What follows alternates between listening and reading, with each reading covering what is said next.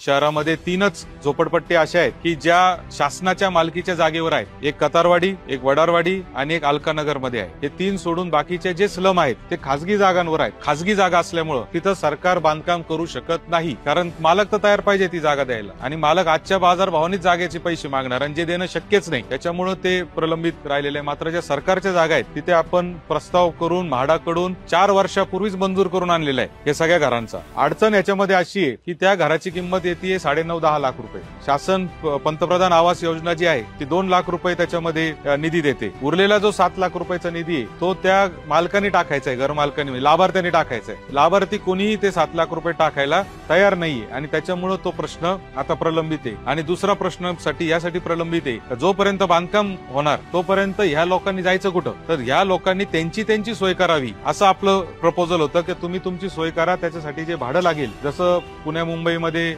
SRAच्या scheme होता त्यावेळेस त्याचं त्यांनी घर शोधायचं असतं, त्याचं भाडं जो आहे ते बिल्डर देतो, परंतु त्यालाही ते तयार नाही. त्यांचं म्हणणं म्हणजे नगरपालिकेने आमची व्यवस्था करावी आणि ती व्यवस्था करायला आपल्याकडे कुठेही जागा उपलब्ध नाही. आपण सगळीकडे पाहिलं की शासनाची कुठं जरी जागा असेल पण सरकारी जागाच कुठे शिल्लक नसल्यामुळं तो प्रलंबित राहिलेला प्रश्न आहे.